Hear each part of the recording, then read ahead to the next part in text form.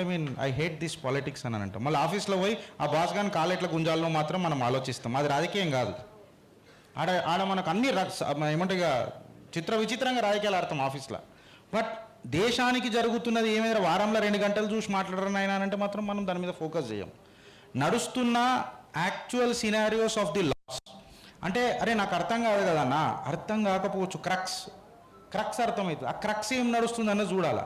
మనం ముంగట మనం చిన్నగా ఉన్నప్పుడు 2013లో వక్ఫ్కి డైరెక్ట్గా జ్యుడిషియల్ పవర్స్ అంటగట్టిరు కదా, లోవర్ కోర్టుకి ఏవైతే పవర్లు ఉంటాయి అంటగట్టేసారు కదా. బట్ దీని దహాడే ఇది నేను డిక్లేర్ ఇప్పుడు ఇక్కడ కూర్చున్నాం ఫ్రెండ్స్ మనము.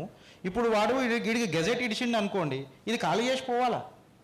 మీకు నేను నార్మల్గా చెప్తున్నా. ఇప్పుడు మీరు ఇంట్లో ఉంటున్న ఇంటికాడ ఇది వక్ఫ్ అని చెప్పాడు వాడు రాసేసిండు అంటే మీరు వెళ్ళిపోవాలా. ఇది పరిస్థితి. This is the scenario. అర్థం చేసుకున్నప్పుడు